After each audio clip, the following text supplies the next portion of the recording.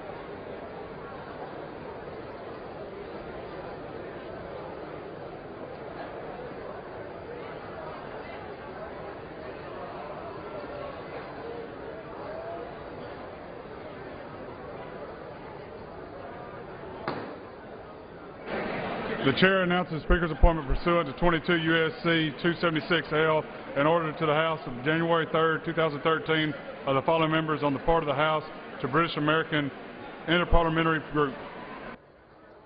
Mr. McIntyre of North Carolina, Mr. Delaney of Maryland.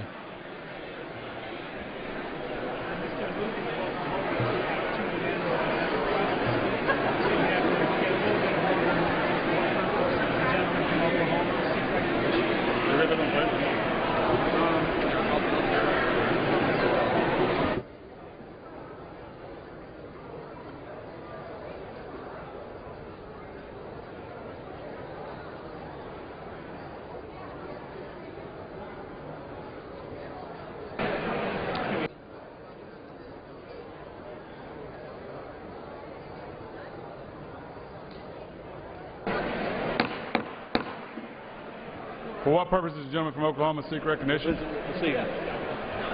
Mr. Speaker, I ask unanimous consent that all members may have 5 legislative days in which to revise and extend their remarks on the conference report to accompany H.R. 2642. Without objection. Mr. Speaker, The gentleman from Oklahoma.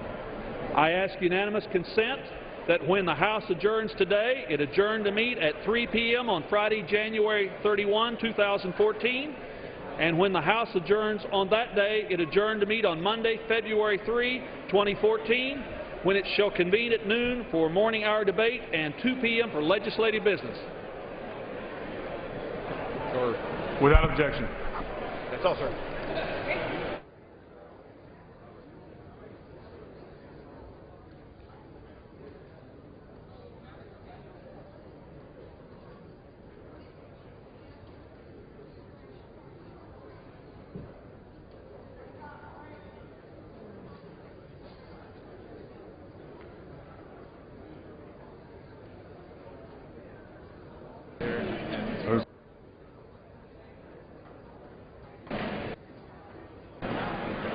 Okay.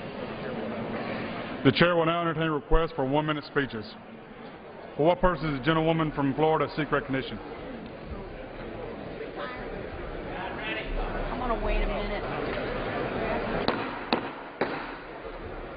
The House will be in order. Members of staff, please take their conversations off the floor.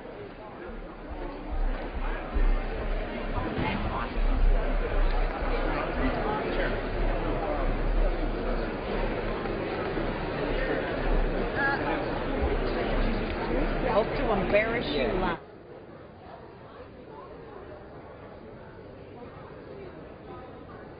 Somebody go. For what purpose does the gentlewoman from California seek recognition? I ask unanimous consent that I be removed as a co-sponsor of H.R. 1635, the National Commission on the Federal Marijuana Policy Act of 2013. Without objection.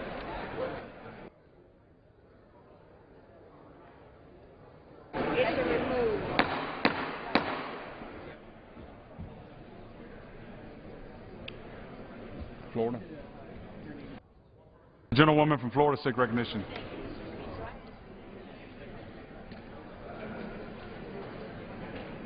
Without objection. Thank you, Mr. Speaker. I'm so pleased to rise today and extend my sincere thanks on behalf of all of us to a distinguished public servant, Chief Clerk of Debates, Trudy Terry, that humble lady who sits behind us. After 15 years of serving the United States House of Representatives and the American people, it is with sadness that we see such a fine and dedicated public servant retiring. Terry began her tenure in the House in 1999 as a transcriber in the Office of the Official Reporters. Her diligence and commitment to her duties saw her promoted to Chief Clerk of Debates in January of 2004. Trudy's outstanding contribution to the smooth running of this institution over the past decade has been substantial, and her warm demeanor will be missed by all of us who work in this chamber. I will remember Trudy as a bubbly and energetic and warm personality who always went out of her way to help. I hope that Trudy enjoys the added time so she can now commit to her hobbies of attending the theater and bird watching, much better than watching members of the House. So I ask my colleagues on both sides of the aisle to join me in thanking Trudy Terry for all that she has done for all of us in the House of Representatives, and to truly wish her the best in the years to come. Congratulations, Trudy.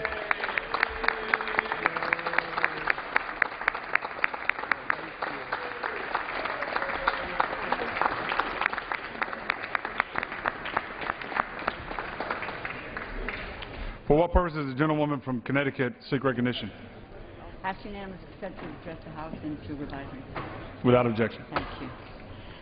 Thank you, Mr. Speaker. What a joy it is to rise and join my colleague, Congresswoman Ileana Ros-Lehtinen, and to applaud the long career and the great contributions of a woman who has listened to countless speeches and addresses on this floor over the years.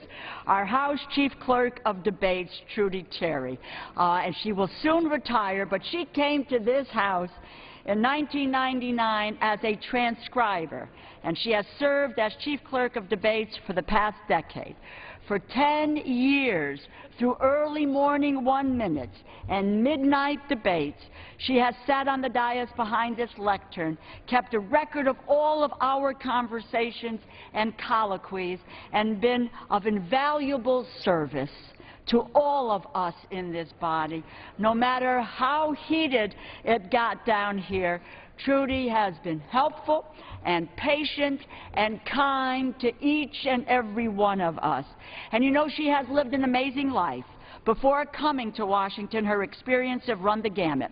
Born in Amarillo, Texas, teacher in Alaska, New Mexico, Tennessee, and Virginia, an office manager in Honolulu, and a preschool director at Yokosuka Naval Base in Japan. Trudy, we say thank you to you for your hard work, for your service, both here on the House floor and across this great nation. We congratulate you on your retirement. Many years of health and happiness so that you can travel, take the photos, go to the theater, and yes, birdwatch, do the things that we kept you from doing while we debate and try to legislate. You will be missed, my friend. You will be missed. And if you miss us too, you can always find us on C-SPAN. But get a life, Trudy, and enjoy it. Thank you. I yield back.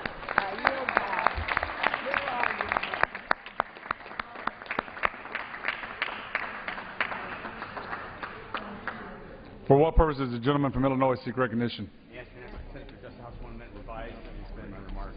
Without objection, the gentleman is recognized for 1 minute. We're not going to let Trudy get off that easy because she's going to have to listen to some 1-minute speeches. So, Mr. Speaker, I rise in support of the Farm Conference Bill report. As Illinois farmers look forward to spring planting season, this bill provides them with stronger crop insurance program and gives them a choice of commodity programs that work best for their farm. It takes important steps to end direct payments, streamline conservation programs, close food stamp loopholes, and saves $24 billion over the next decade. However, one issue the bill does not address is country of origin labeling, or COOL. Currently, COOL regulations could potentially put American livestock producers in violation of our trade obligations and could put the U.S. meat under retaliatory tariffs from Canada and Mexico. The WTO announced just last week that they will be holding hearings on this issue. I've been told by the leadership of the House, who had this provision in the House part of the bill, that the bill will be filed, hearings will be conducted, and we'll move legislation to address this concern. I want to thank Chairman Lucas and Ranking Member Peterson for all their hard work and the Ag Committee has done to provide Illinois farmers certainty. Thank you, Mr. Speaker. For what purpose does the gentlewoman from Illinois seek recognition? Without objection, the gentlewoman is recognized for 1 minute. Mr. Speaker, Mary Pecos of Villa Park, Illinois is one of my neighbors, and she needs Congress to extend unemployment insurance now. Mary has 16 years of experience in human resources, with 7 of those as a manager, but yet she has been unemployed now for 3 years. But it's not for lack of trying. She sent out more than 500 resumes and gone through interview after interview after interview with no success. She worries about losing her house and how she'll support herself in retirement. You see, she recently turned 60, and she knows how tough it can be to find work at her age. But that doesn't stop Mary from looking for jobs for hours every day. It does not stop her from spending hours every week volunteering at her local church in Elmhurst, Illinois, because she cares so much about her community. Mary is not giving up, and we shouldn't give up on her either. Many Americans like her want to find work and simply can't. Punishing them by taking away unemployment benefits is a terrible mistake. Fired. Let's put our partisanship aside and extend unemployment insurance now for our families and our businesses. Thank you. For what purpose does the gentleman from Pennsylvania seek recognition?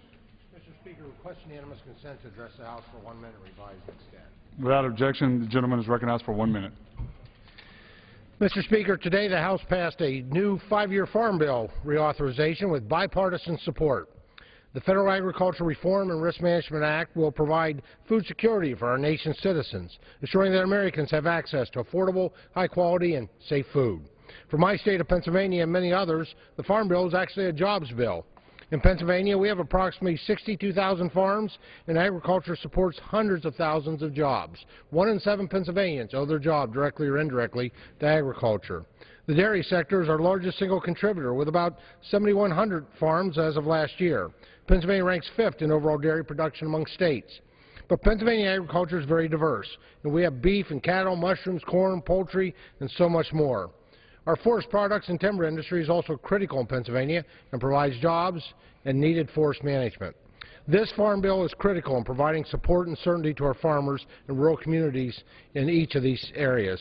As a member of the House Agriculture Committee and as a strong supporter of agriculture in Pennsylvania, I was proud to support the passage of this important jobs bill. Thank you, Mr. Speaker. For what purpose does the gentlewoman from Texas seek recognition? I ask to address the House for 1 minute. Ask unanimous consent. Without objection, the gentlewoman is recognized for 1 minute. Thank you, Mr. Speaker. Hunger is not an option. And although there were many elements of the Farm Bill that over the years I have supported enthusiastically as a representative from Texas, and I thank all of those who produce food, but it is a question of taking a stand. First $40 billion, then $11 billion, then $8 billion.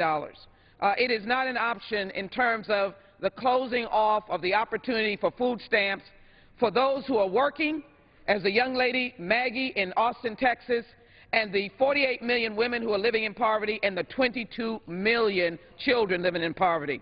So I took a stand today, and I'm proud of it, not because the work was not there for the Farm Bill, but we have got to protect those who need us most. Hunger is not an option. I take this time as well to thank Trudy Terry, my dear friend, for her service to this nation. She is professional and distinguished, and as we say to each other on the floor, the distinguished gentlelady from Texas, the distinguished gentleman from Massachusetts, you are the distinguished gentlelady from Virginia. Along with Irene, we thank you for sharing with us. And I appreciate one thing. Thank you for being our friend and my friend. God bless you, and continue in prosperity and service. God bless you. I yield back.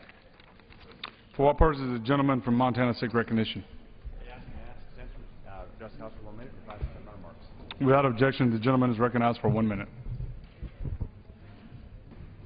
As a fifth-generation Montanan and sportsman, I know the importance of protecting and preserving Montana's outdoor heritage.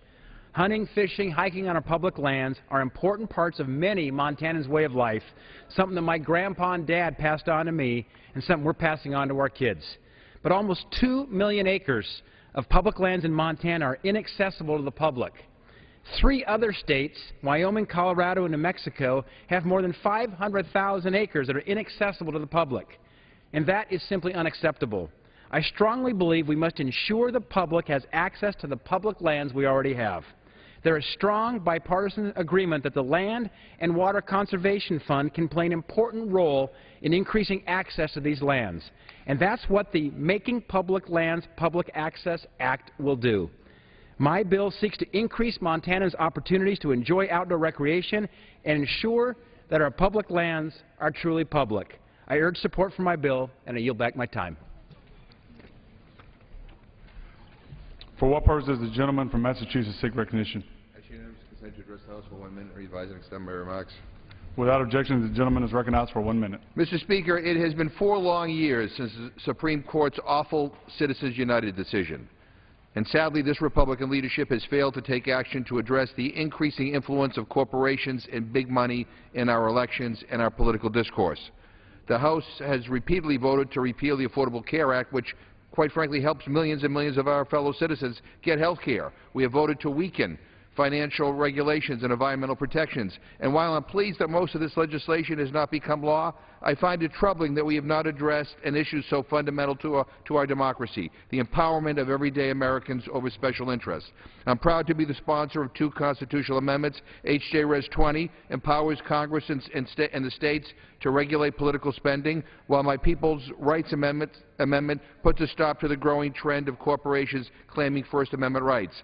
16 states, including my home state of Massachusetts, and hundreds of cities and towns across the country have taken action to support a constitutional amendment to overturn Citizens United and the fabricated doctrine of corporate constitutional rights. Our democracy is of the people, by the people, and for the people. We endanger that most sacred value when big money, special interests, and corporations have unlimited power to buy and influence elections.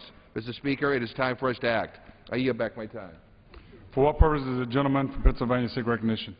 I rise to address House for 1 minute, and we ask unanimous consent to revise and extend my remarks. Without objection, the gentleman is recognized for 1 minute. Thank you, Mr. Speaker. The President, on the heels of the State of the Union, is traveling to Pittsburgh, Pennsylvania today. Well, I've invited the President to travel 50 miles south to Greene County, Pennsylvania, in my district, a rural county, a struggling county, a county that produces coal. The President's wrong policies, his out-of-control EPA regulations have shut down the Hatfield Ferry coal-fired electric plant in Greene County, Pennsylvania. Over 100 jobs are gone, 100 good-paying jobs. But to make matters worse, the small communities of East Dunkard and East Dunkard Valley, their water authority, the ratepayers are going to have to pay more because the largest user of that system was the Hatfield Ferry coal plant, or electric plant. So these 2,000 folks are going to have to pay more money for their water and their sewer because of the President's wrong energy policy. The President's energy policy is wrong, and it's hurting hard-working Americans. And I yield back the balance of my time. For what purpose does the gentleman from California seek recognition? Consent to address the House for 1 minute and revise and extend my remarks. Without objection, the gentleman is recognized for 1 minute. Thank you, Mr. Speaker. Inaction on climate change will be more costly in the long run than an investment in curbing emissions now. The Nonpartisan Intergovernmental Panel on Climate Change recently urged policymakers, that's us in Congress, to take immediate action on climate change to avoid not only costly damages to our planet, but really the costly impact to our economy. The report indicates that if strong action to curb greenhouse gases emissions do not take place in the next 15 years, our last resort to avoid catastrophic global changes will be to rely on expensive technologies to remove harmful greenhouse gases, and that will be unbelievably expensive. The longer we wait, the costs go up, and the impact on the economy is more devastating. If we wait until 2030, the costs go up. We reduce our ability to produce goods and services by up to 4%. If we wait till 2050, it's up to 6%. And if we wait until 2100, it's up to 12% loss of goods and services. The time to act is now. For what purpose does the gentleman from Georgia seek recognition? Without objection, the gentleman is recognized for 1 minute. Thank you, Mr. Speaker. I represent the northeastern suburbs of Atlanta, but I voted in favor of a large farm bill today. We don't have too many farmers in our district, but we have folks who care about their children and their grandchildren and moving this country away from debt and back towards prosperity. Mr. Speaker, I serve on the Budget Committee, and in my 3 years in this body, I have never been able to send a bill to the President that changes mandatory spending in the direction of savings as large as this bill does that we did today, over $3 billion in the first year. Mr. Speaker, the American people are tired of broken promises, and they are tired of folks who promise the moon and can't deliver. Today, we took a small step in the right direction, and you will see me back here tomorrow looking for one more. I was proud to vote in favor of the Farm Bill today, Mr. Speaker, and I yield back the balance of my time. For what purpose does the gentleman from New York seek recognition? I ask unanimous consent that I be allowed to speak for 1 minute. Without objection, the gentleman is recognized for 1 minute. Thank you, Mr. Speaker. I rise to honor one of my predecessors, former Congressman George Wortley, who served as Central New York's representative during the 1980s for 4 terms. Mr. Wortley passed away on January 21st at the age of 87. Mr. Wortley was very well known as being a very friendly, kind, and personable man, outstanding member of our community in Central New York, a real neighbor to so many. He was born and raised in Tully, New York. He graduated from Syracuse University in 1948. He served in the Navy and then began his career as a newspaperman, serving as president and publisher of 7 weekly newspapers spanning more than 4 decades. He won his congressional seat in 1980 and went on to be a dedicated public servant through his time in the House. He was known for working with others in the best interest of our community, and while he served on the House Banking, Finance, and Urban Affairs Committee, he was known for the development of the reverse mortgage annuity for seniors and was a significant force in reforming anti-money laundering laws to fight drug trafficking. He also served on the Ethics Committee, which is a service to all. He will be remembered across Central New York for his genuine dedication to service. His services will be held Monday, and if any colleagues want any information on that, please see my office. And Mr. Speaker, I would ask to have a brief moment of silence for Congressman George Wortley.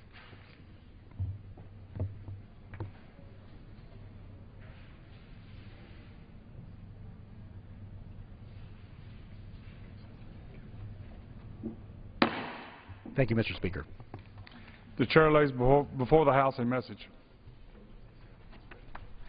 To the Congress of the United States, I am pleased to transmit to the Congress, pursuant to Sections 123B and 123D of the Atomic Energy Act of 1954 as amended, the text of a proposed Third Amendment to the Agreement for Cooperation between the United States of America and the International Atomic Energy Agency. I am also pleased to transmit my written approval, authorization, and determination concerning the amendment and an unclassified nuclear proliferation assessment statement, NPAS, concerning the amendment. The joint memorandum submitted to me by the Secretaries of State and Energy and a letter from the Chairman of the Nuclear Regulatory Commission stating the views of the Commission are also enclosed. An addendum to the NPAS pursuant to Section 102A of the National Security Act of 1947 as amended is being submitted separately by the Director of National Intelligence. The proposed amendment has been negotiated in accordance with the Act and other applicable law. In my judgment, it meets all applicable statutory requirements and will advance the nonproliferation and other foreign policy interests of the United States. A more detailed discussion of the IAEA's nuclear proliferation and peaceful uses activities is provided in the NPAS and in a classified annex to the NPAS submitted to you separately. I have considered the views and recommendations of the interested agencies in reviewing the proposed amendment to the agreement and have determined that its performance will promote and will not constitute an unreasonable risk to the common defense and security. Accordingly, I have approved the amendment and authorized its execution and urge that the Congress give it favorable consideration. This transmission shall constitute a submittal for the purposes of both Sections 123B and 123D of the Act. My administration is prepared to begin immediately the consultations with the Senate Foreign Relations Committee and the House Foreign Affairs Committee as provided in Section 123B. Upon completion of the 30 days of continuous session review provided for in Section 123B, the 60 days of continuous session review provided for in Section 123D shall commence. Signed, Barack Obama, the White House. Referred to the Committee on Foreign Affairs and ordered printed.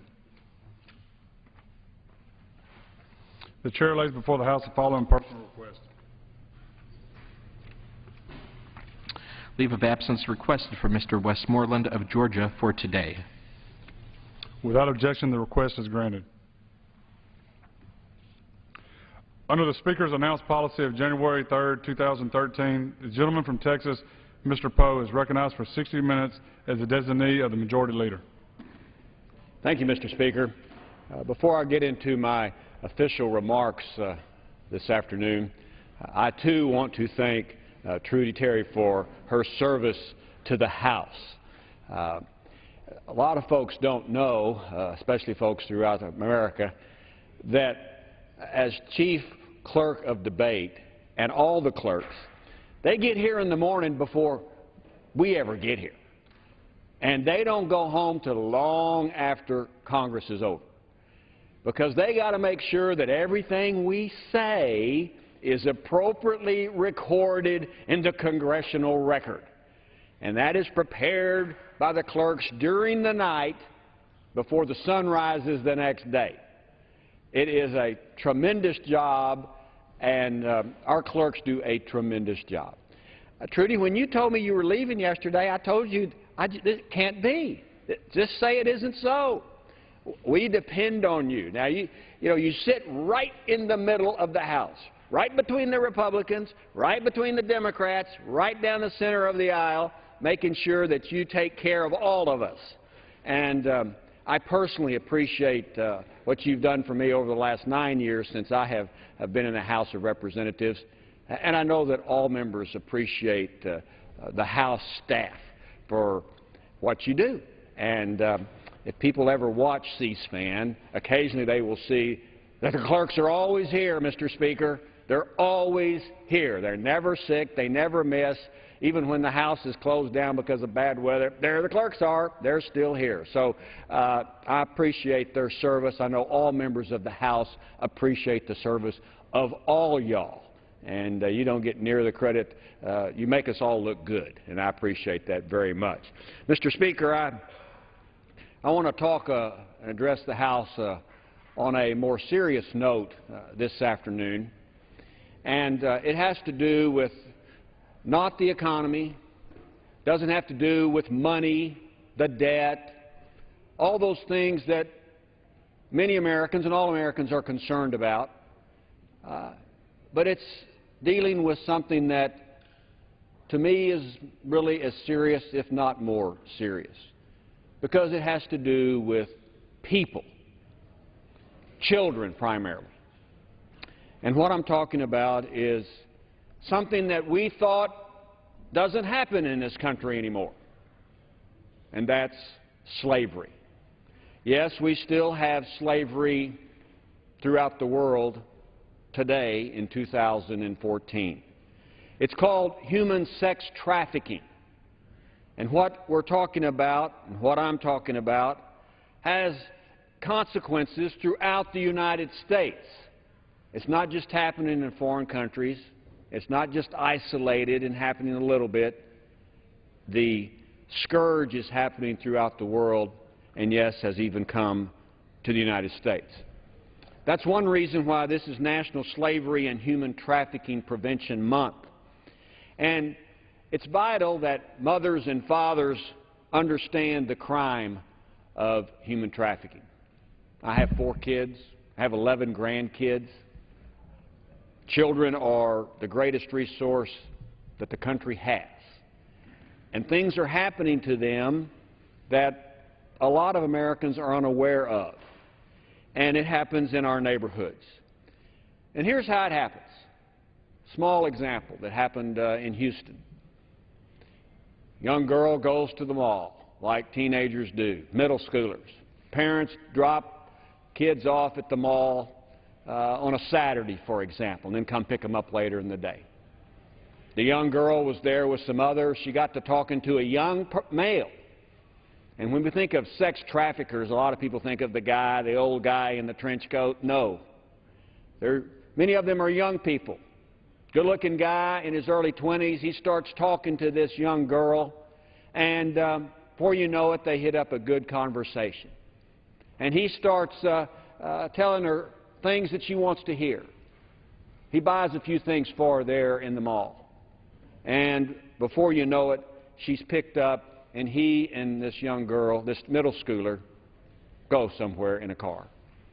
But they disappear into the Houston community because now she has been kidnapped and is used, unfortunately, in the sex trade, in the sex slavery trade, as a young teenage girl. They are located, these traffickers. They'll find young girls anywhere. They'll find them at salons. They'll go to massage parlors. Their human trafficking occurs in many different places. Sometimes fronts. There are storefronts that are for one business, but it's nothing more than a trafficking outlet of sex trafficking. And traditional businesses, unfortunately, are nothing more than fronts for forced prostitution of minors. And they are held and forced to have sex with others for money, so the trafficker can get money. And that filthy lucre goes to the slave trader. It happens in far-off places. It happens in America. And the victims, and that's the ones I want to talk about today, they're domestic victims in the United States, like the girl I mentioned in Houston, and they're international victims in other countries. And they are trafficked into the United States or throughout the United States for 2 purposes: for sex or for labor, forced labor. And I have recently been to Central America and South America, Honduras and Guatemala, Costa Rica and Panama, and even Peru.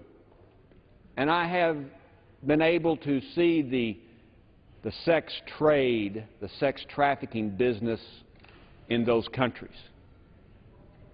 It happens domestically in those countries as well as other countries throughout the world.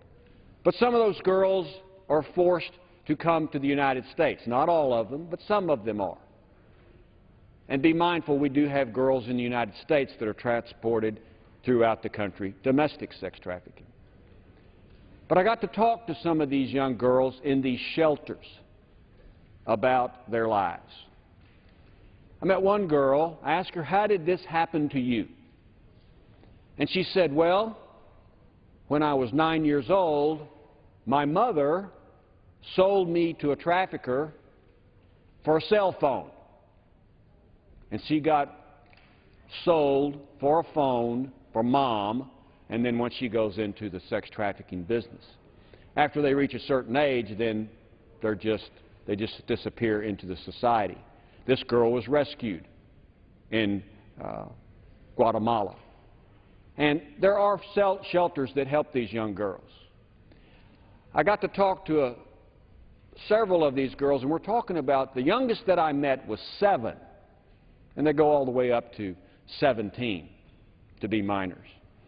But I got to talk to some girls, 5 of them in one shelter, that were 12 years of age or younger, 5 of them.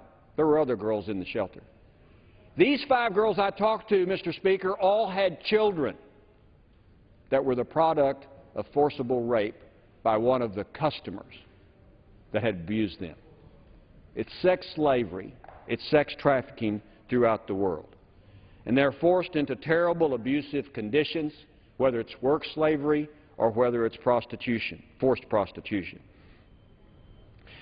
But there are also young women, and males too, but primarily young women, that are trafficked in our own neighborhoods for sexual servitude. As many as 100,000 children in the United States a year are at risk for sexual exploitation. And worldwide, Mr. Speaker, trafficking is a billion-dollar business. It's a $32 billion business a year. That's just a number. But what does that mean? That trafficking criminal activity is second only to the narcotics trafficking in the United States, or in the world. And the difference between trafficking of or selling drugs is that when you sell drugs, the product is sold one time. But when you traffic young children, the trafficker sells that young child numerous times a day. And the consequences are much less for trafficking children than it is for trafficking drugs. That's another issue we need to resolve. But the consequences are something that keeps this dastardly crime operating. Mr. Speaker, these traffickers are so bold that they brand these young girls with tattoos so that other traffickers, or pimps, whichever you want to call them, know that this property belongs to this trafficker. And they'll brand them somewhere on their body.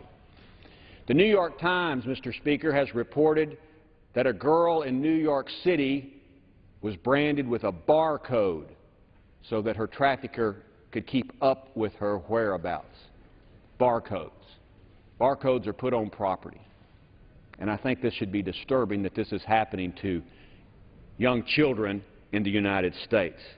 Traffickers, where do they operate? They operate wherever there's a business. And unfortunately, they operate at big sporting events like the Super Bowl.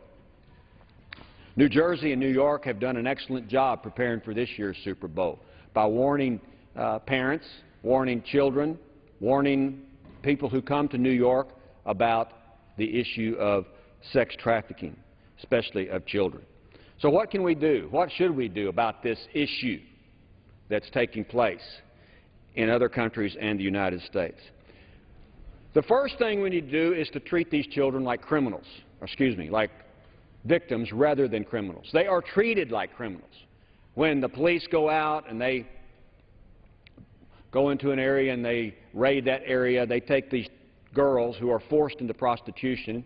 Many times they file criminal charges on them.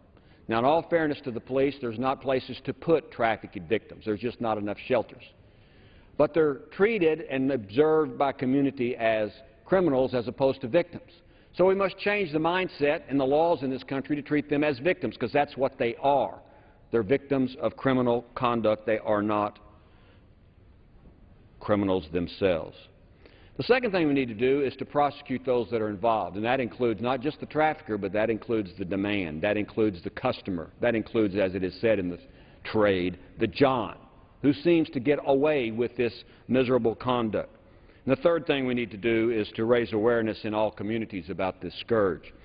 It's unfortunate that my hometown of Houston, Texas, has become a major hub of this crime because of our interstates, our ports, airports, and our proximity to the southern border. And so young girls are smuggled into this area of Houston and then farmed out throughout the United States as property. And of course, it's something that people are aware of in our Houston community, and the community is doing a good job, law enforcement, to make folks aware of this crime and working together to close these places where these young children are trafficked. Other communities throughout the country are following the example of law enforcement, the media, government officials, nonprofits, churches, and communities working together to stop this type of conduct. We need to be aware that it occurs. Denial seems to be the biggest problem in the United States. People I talk to of all backgrounds don't believe that this is an issue, don't believe that this is a problem, do not want to believe that this criminal conduct is occurring. And it is. It's occurring right in the United States. I've recently introduced some legislation along with Carolyn Maloney from New York, bipartisan legislation. It certainly is bipartisan if it's Carolyn Maloney is from New York and a Democrat, and of course I'm a Texas Republican. We get through the language barrier, but we have been able to file this legislation that is excellent. It's Justice for Victims of Trafficking Act. And it's also bipartisan. The Senate's filed our same bill over there. Senator Cornyn from Texas and Senator Wyden from Oregon have filed the same bill in the Senate. And this bill looks at this problem on a broad scope, and hopefully we pass this bill because it will go a long way to solving this problem that we have. And what it does, it focuses first on rescuing the victims of the crime. Mr. Speaker, it's my understanding, according to Hope International, or Shared Hope, that in the United States there are 220-plus beds for minor trafficked sex victims. 220-plus. That's all. The SPCA says there's 5,000 animal shelters in the United States, as there should be. But there are no shelters, not even that many shelters for the young women that are trafficked throughout the country. So we need to focus on the victims, take them out of the probation or take them out of the criminal justice system and put them in shelters and find an avenue and funds to do that. And I'll mention that in just a second. Rescue the victim. That is our most important job. No matter where that victim is from, we must rescue them out of that environment that they have been forced into this modern-day slavery. And what it does to create revenue, because we're always talking about money, where we're going to get money. This doesn't create new funds in the sense that it's a tax requirement.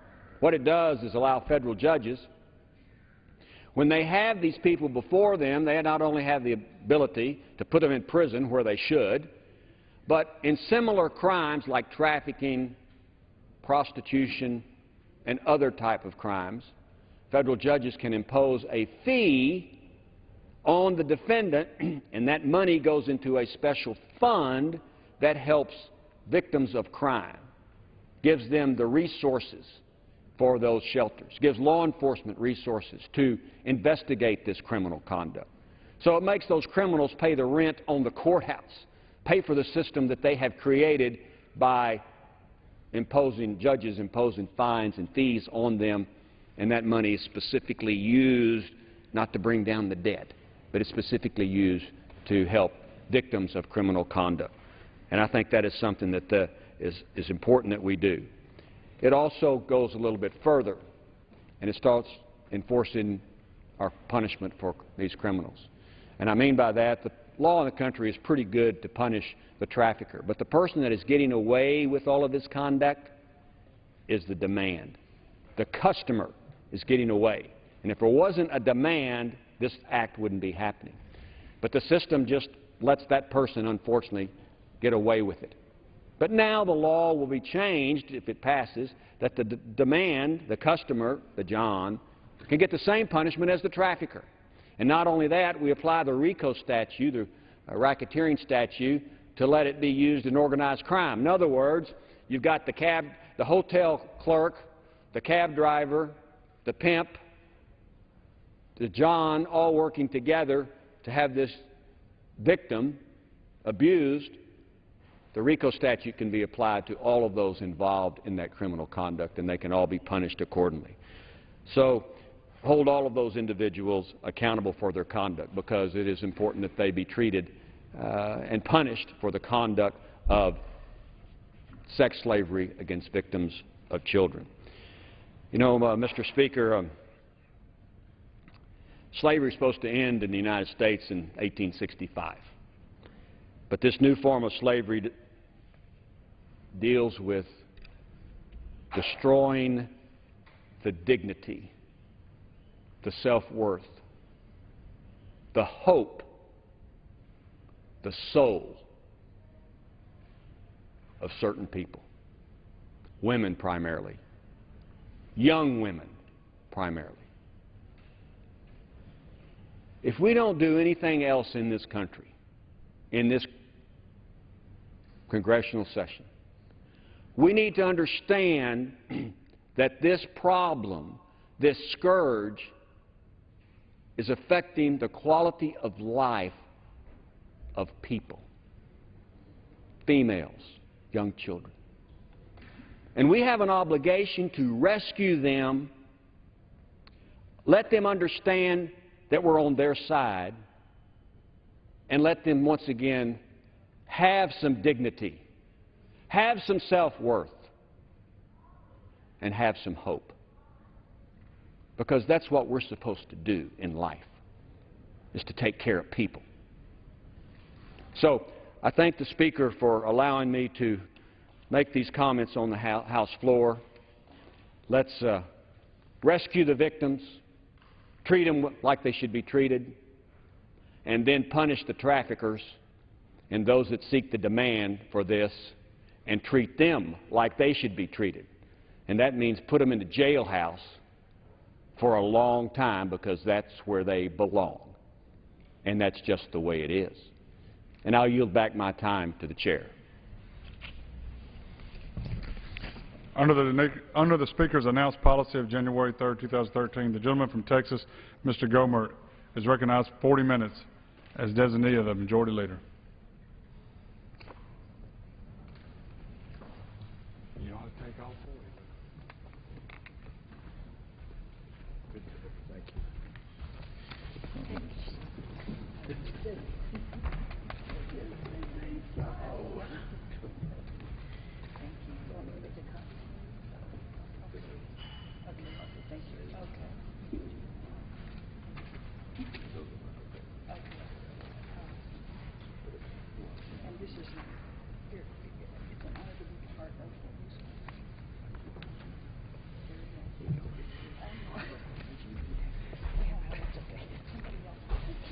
Thank you, Mr. Speaker. It has been an honor and a privilege and a pleasure to work with Trudy Terry here in the House. I really hate to see her retire. She's put up with me more times than most people have had to, and kept a wonderful spirit and cooperative atmosphere in this body, in this chamber, and I will be forever grateful. Thank you. I really hate to see you retire. But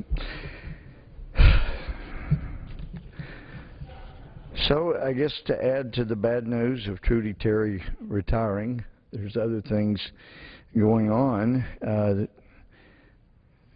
One story that hits home for me as someone with other friends like Dana Rohrabacher and Steve King have met with Baluch leaders from the Baluch area, the Baluchistan area of Pakistan.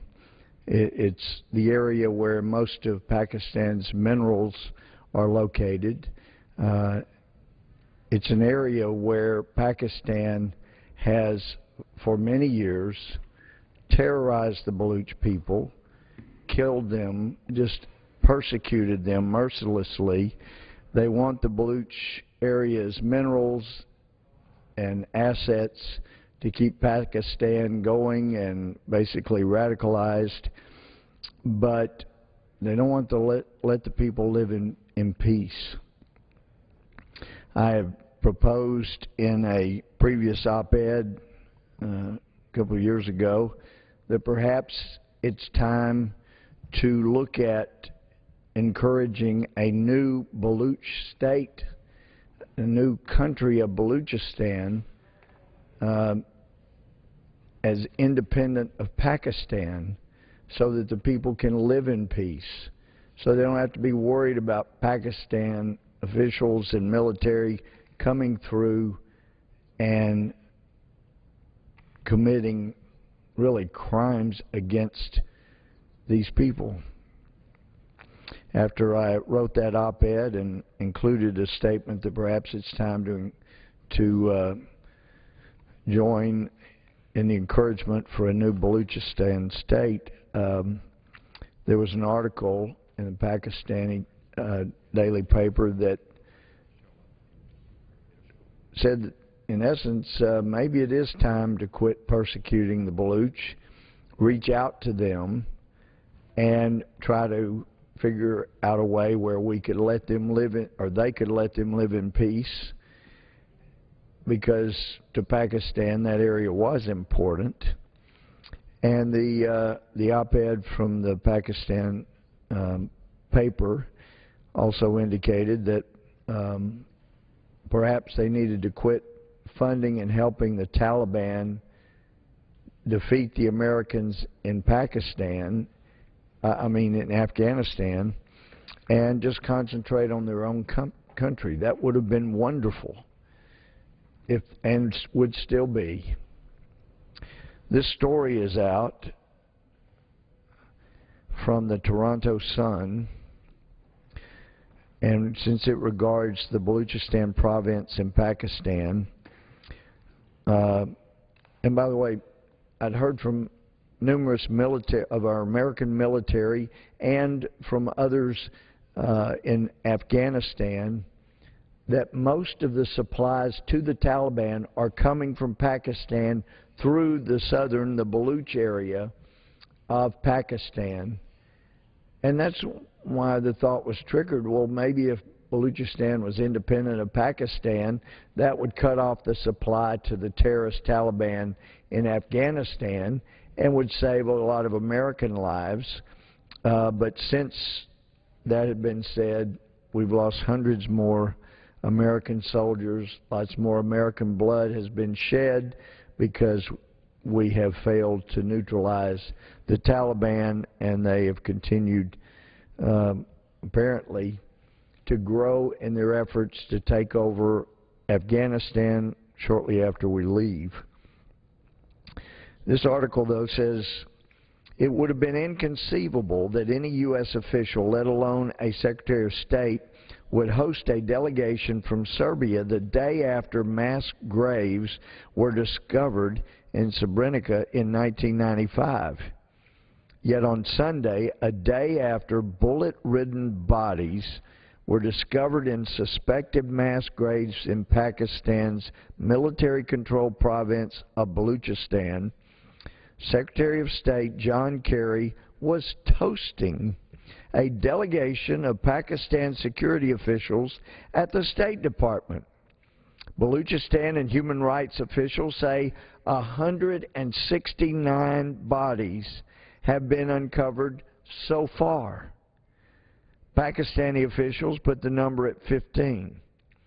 Victims and families of Baluch youth who have disappeared and who are feared to be among the decomposed bodies being unearthed from the mass graves had hoped that Kerry would raise the issue with his Pakistani counterpart. Instead, they heard Kerry say to Pakistanis, "We're really delighted to have you back, and I look forward to our continued conversation." America looked the other way in 1971 when the Pakistan Army slaughtered 1 million of its own citizens in what is now Bangladesh. What emerged was a country that hosted the mastermind of the 9/11 attacks, allowed Osama bin Laden to operate on its soil for more than a decade, and whose terrorists have been involved in numerous jihadi attacks around the world, ever since the bombings of U.S. embassies in East Africa and the attack on USS Cole off Yemeni waters. Yet America continues to give Pakistan billions of dollars in aid, which is then turned around to generate more hatred towards the West and produce more jihadi terrorists. Inserting parenthetically into this article is my oft-quoted statement that you don't have to pay people to hate you. They'll do it for free. We continue to send billions of dollars to nations that hate us and want us gone from the map. They want to see us suffer, and we keep sending them money to hate us. We could use that money here.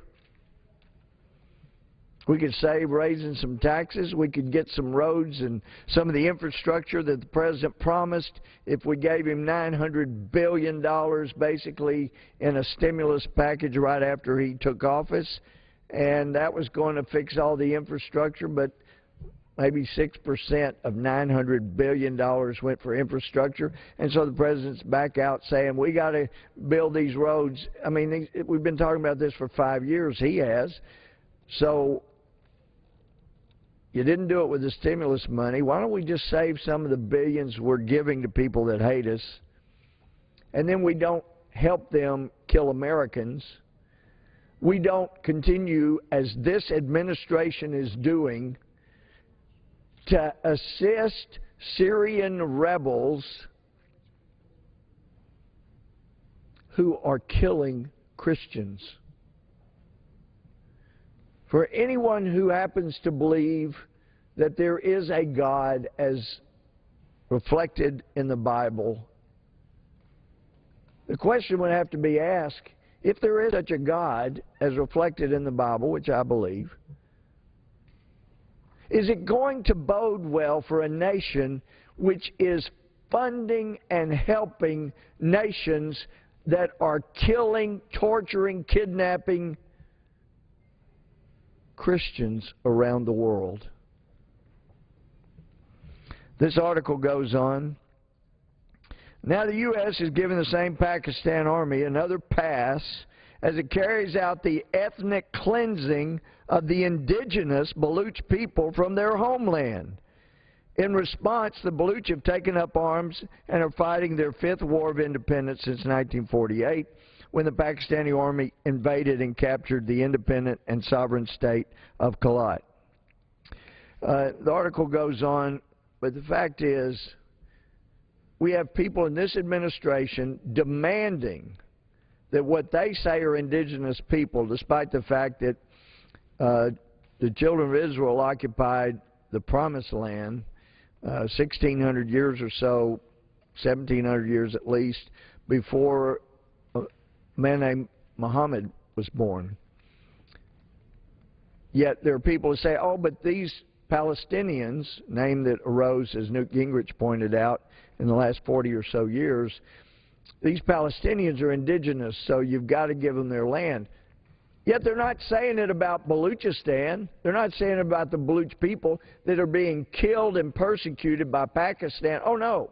No, we're helping kill and persecute the Baluch people by giving aid and assistance to a government that's killing and persecuting them.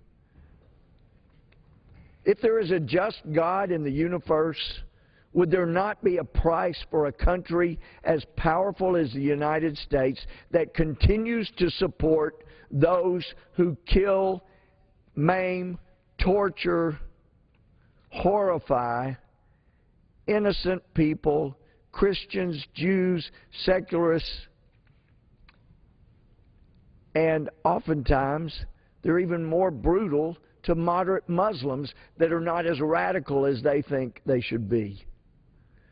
That's why in Egypt, for those who really have eyes and really have ears to hear, we had an incredible event last summer.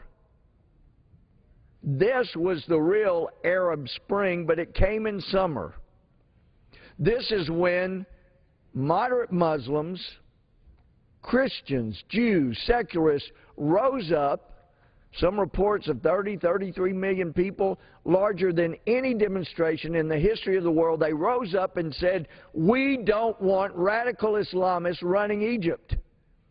And the radical Islamists, the Muslim Brotherhood that were controlling Egypt, as we knew they would if they had an election too quickly,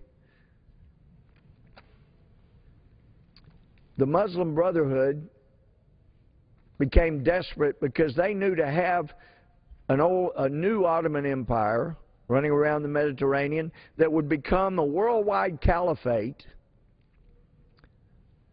they could not afford to lose Egypt from under their iron fist. So what do? They immediately start burning down churches, killing Christians particularly, and so many others. That's why I was so encouraged. Over 90% of the people voting, which was a higher percentage than we have voting here in the United States, they came out and voted for the new Constitution that has been drafted under the chairmanship of Amir Moussa.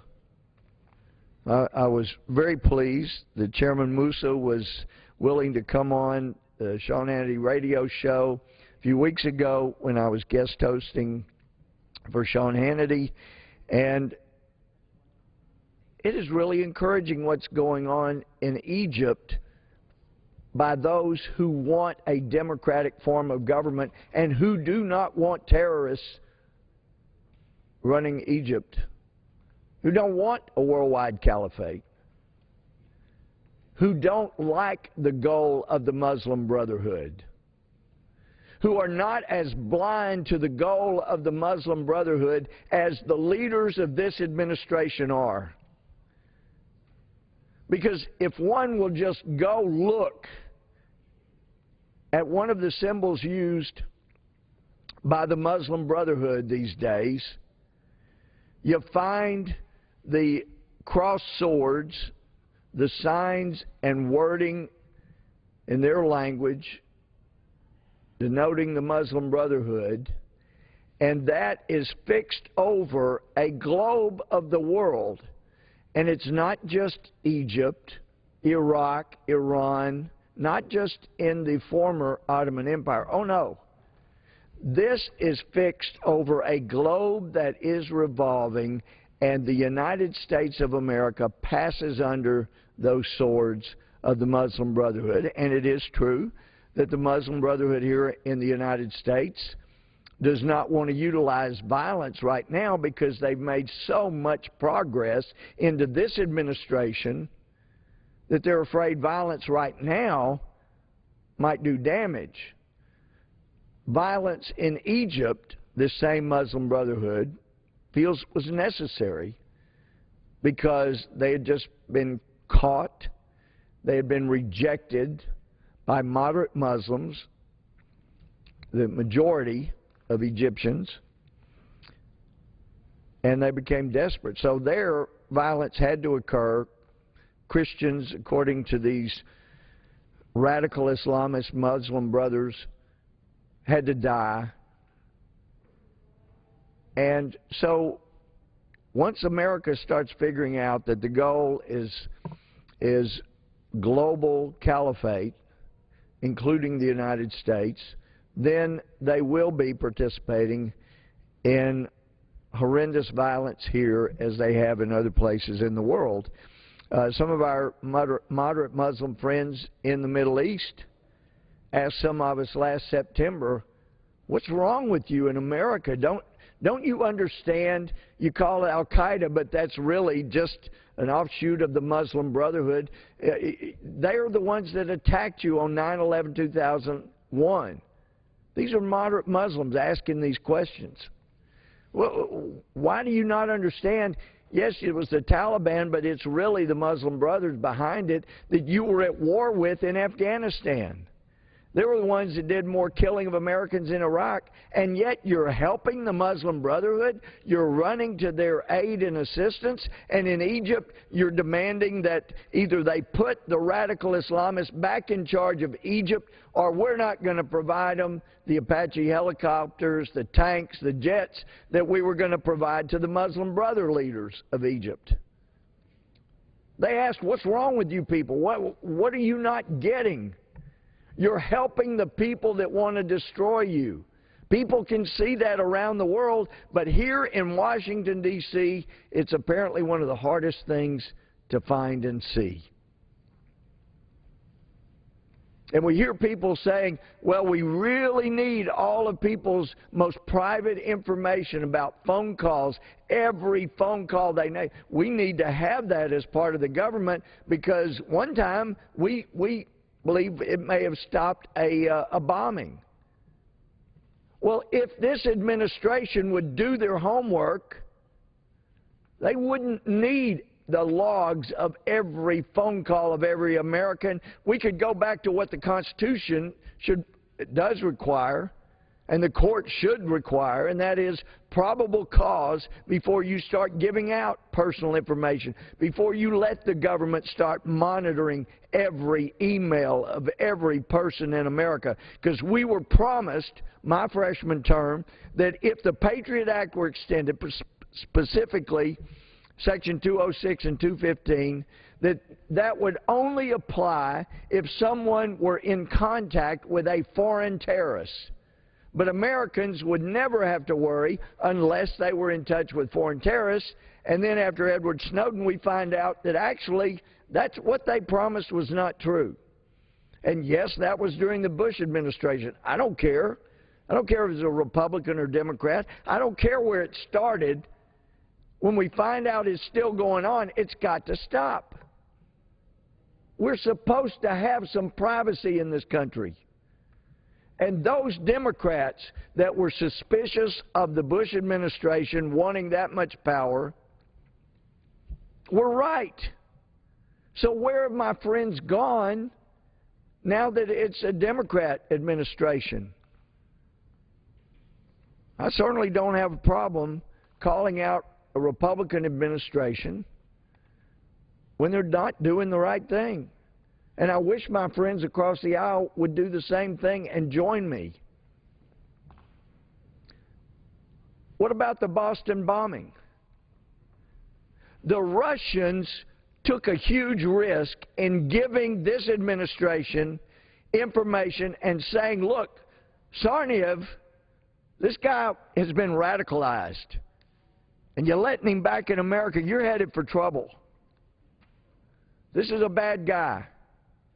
They took a risk in giving us that information because when any country gives intelligence to another country, then sometimes it allows that country that gets the information to figure out how that other country is getting intelligence just by the information they get. And so now we have people here in this administration say, oh, the Russians, shame on them, they didn't give us enough information. Are you kidding me?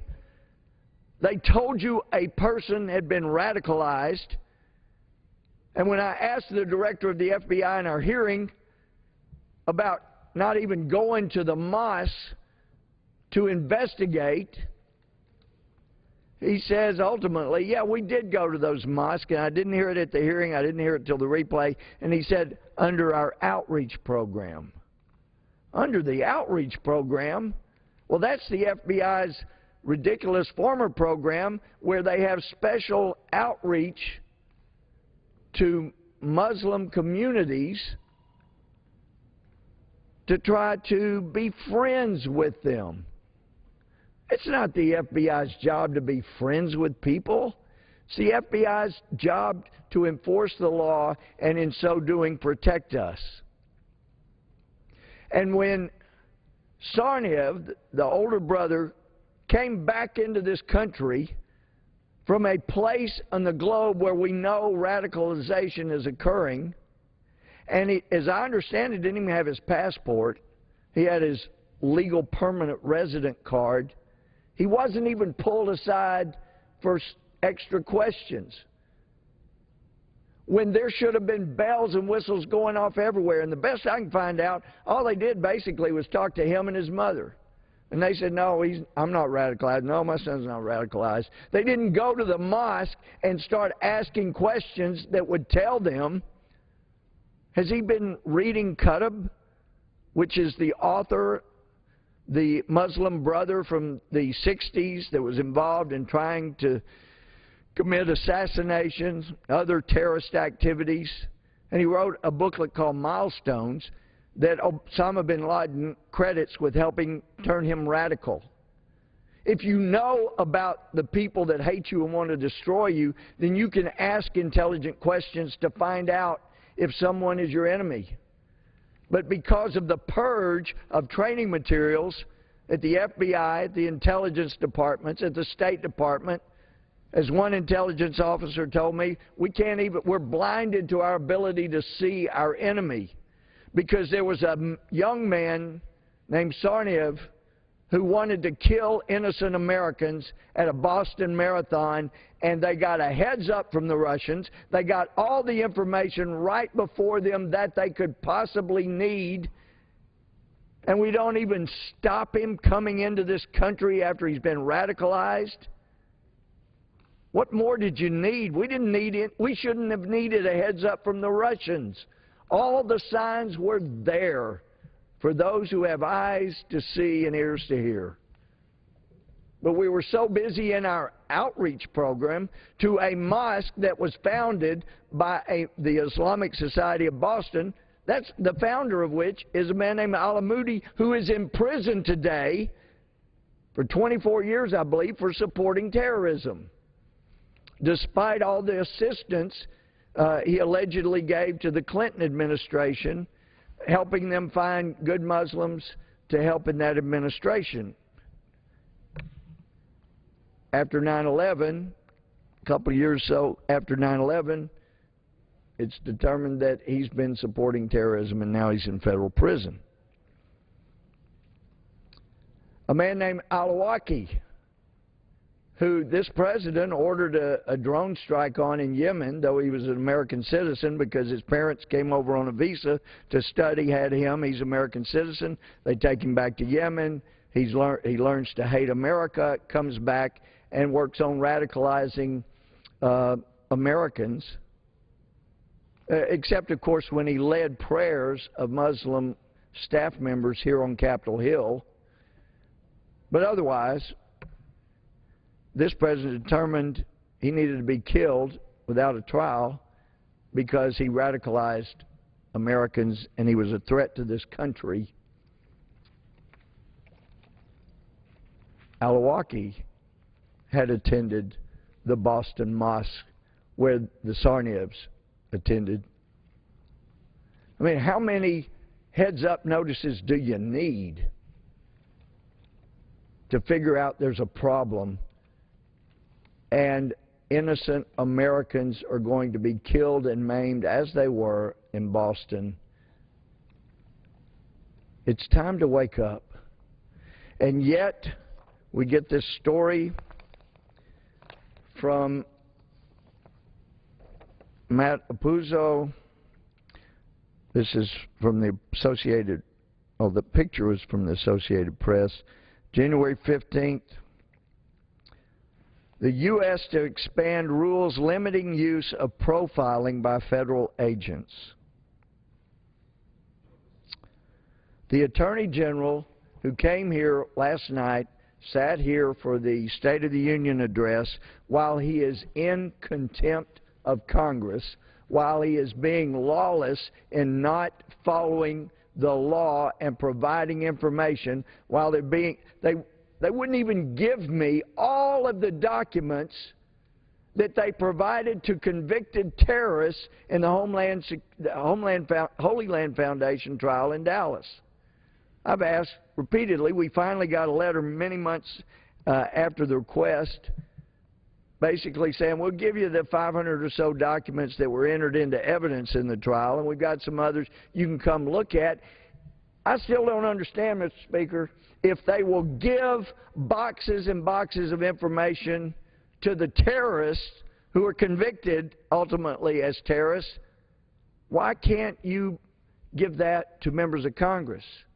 Is it because the convictions occurred in 2008 under the Bush administration, and then this Justice Department came in and stopped any further prosecutions from going forward, even though there were a couple hundred or so named co-conspirators in that case that were unindicted? And my understanding from former Justice Department folks is the plan was if they could get the first convictions, then they would move forward with more and continue to follow up until they got this network that was allegedly supporting terrorism. We know 5 of them were supporting terrorism.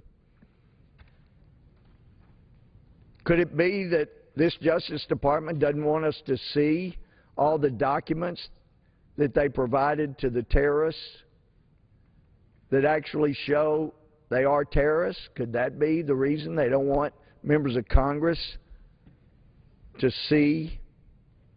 Because then we might realize, wow, they convicted those 5 in 2008 under President Bush. They could surely gotten a lot more convictions if they just used the same evidence. Oh, sure, Congressman Gohmert, come over here and we'll show you some of the documents. We'll let you see some of the electronic versions and stuff. You gave them to terrorists, for heaven's sakes. You can't give them to me so I can look at them in my office?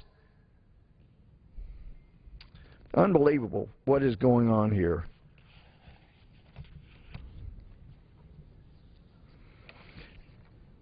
And that story from Kerry Pickett from Breitbart. Story starts, Senator Dianne Feinstein, Democrat from California, chairman of the Senate Select Intelligence Committee, told Breitbart News on Monday she did not know a CIA annex existed in Benghazi, Libya, before the deadly September 2012 attack, which took the lives of 4 Americans on the U.S. compound, happened. Feinstein could also not confirm if other members of Congress knew about the CIA annex prior to the attack. Senator Feinstein, we disagree on many things, but I know she wants what's best for America, even though we have staunch political disagreements on how we do that and what that is. But anything of that nature, my understanding, would have been required that the Super 8, as they're sometimes referred to, the top Republican and Democrat on the Intelligence Committee in the House and in the Senate, and the Republican leader in the House, Democratic leader in the House, Democratic leader in the Senate, Republican leader in the Senate, they are supposed to be briefed. And yet, Senator Feinstein said, I didn't know there was a CIA annex at the Benghazi consulate. What else is this administration doing to help rebels that include Al-Qaeda, as it did in Libya? What else is it doing that it's not following the law and briefing the people that are required to be briefed in Congress? Heard the President, standing right here last night, get applause when he in essence says, if Congress doesn't change the law, then I will do it. And he got applause. When to thinking people, you hear somebody say, if Congress doesn't do what's necessary, which is required by the Constitution, I will do it. Sounds like I'm going to chunk the Constitution and do what I think is best. Now, I've read about those situations, countries that had a fair and representative form of government. You know, ancient Greece, ancient Rome had senates. They were somewhat representative. There have been types of representative governments, and you'd always find that eventually people had that desire for one rock-solid leader. They get tired of the disagreements because, as one of the English leaders had said, it may have been Churchill, democracy is the worst form of government except for all the others. It isn't a pretty thing to watch. As has been said, it's like watching sausage being made. And yet, when you strip away the checks and balances that the founders put in place to keep one executive officer from just doing whatever he wanted, then you don't have a democratic republic as we are supposed to have. You have one man making the rules, or one woman making the rules. It's time America woke up and realized their constitutional rights are at severe risk, and we're at risk as a result. I want to mention something else that happened here at the State of the Union. A wonderful young man got the longest, best applause of the evening here as the President recognized Corey sitting up here. But in addition to Corey and the hero that dear man is,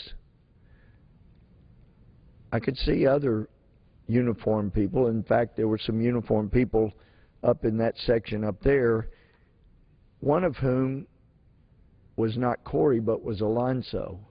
The President didn't recognize Alonzo, because Alonzo was a staff sergeant at Fort Hood that Nidal Hasan, who people kept looking the other way, kept giving him good officer evaluation reports because they didn't want to be deemed to be profiling or doing something that was considered racist, when the man made clear over and over that he was going to have to take action, violent action, against his country if they tried to ship him over and order him to fight Muslims overseas.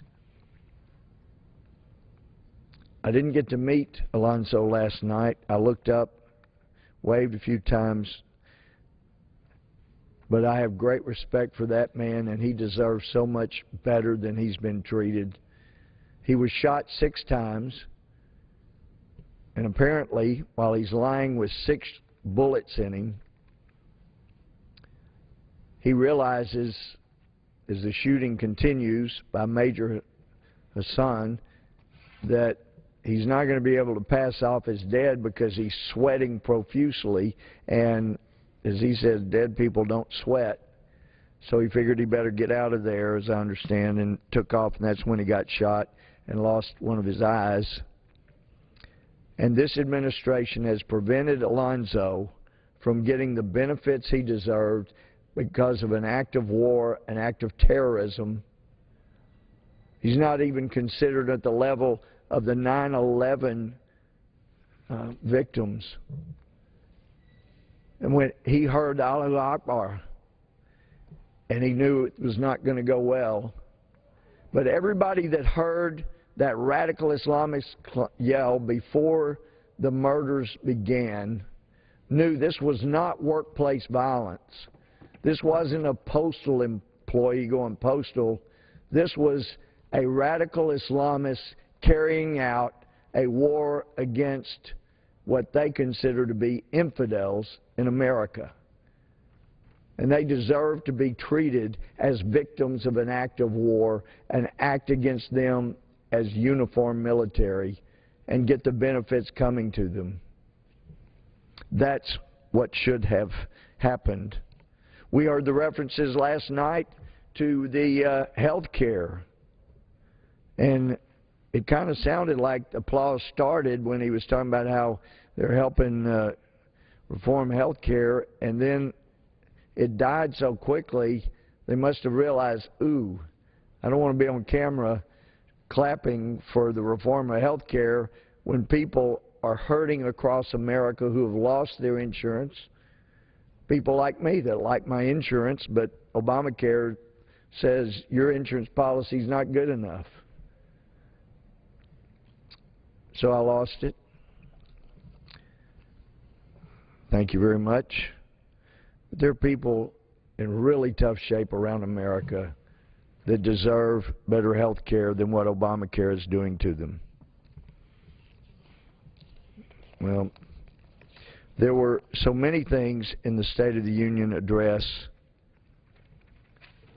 talking about raising the minimum wage with federal contractors with a stroke of the pen.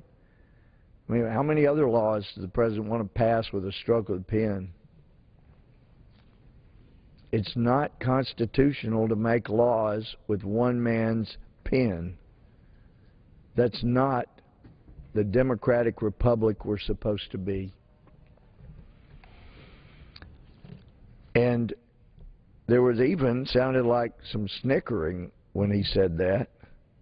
He didn't talk about the millions that have lost their insurance as a result of Obamacare.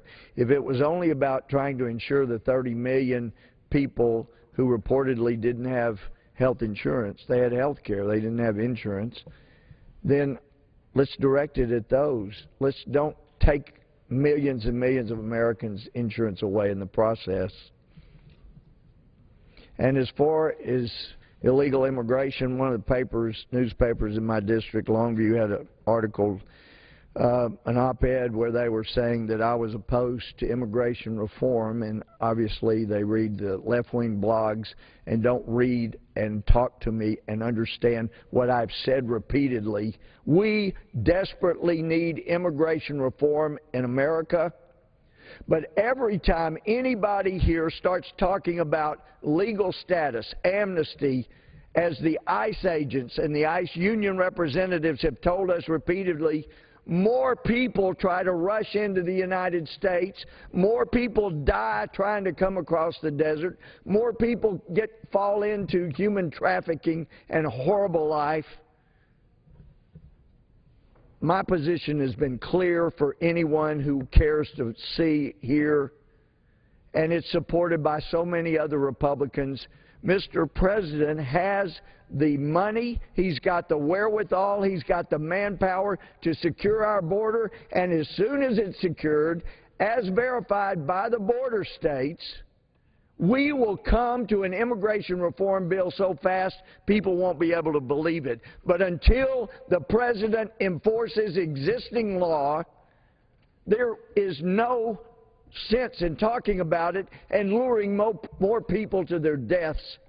More people in here. Control the border, secure that, don't close it. We need that water continuing to flow into this pond, but secure it so we know who's coming in, and so that when people are here without valid visas, we need to pick them up. We have nearly 50%, 40 to 50% of the people that are here illegally came legally and overstayed their visas. Enforce the visas. And so when a guy's been radicalized, do your homework. Don't let Tsarnaev back in when he doesn't have a passport. And there are all kinds of indications he's now a terrorist. Don't let him in. We could have done without that one. Secure the border. We'll get an immigration reform bill done immediately after that. But before that, there's no reason to expect the President will ever secure the border. And with that, Mr. Speaker, I yield back. Does the gentleman have a motion? This time I move that the House do now hereby adjourn. The question is on the motion to adjourn. Those in favor say aye.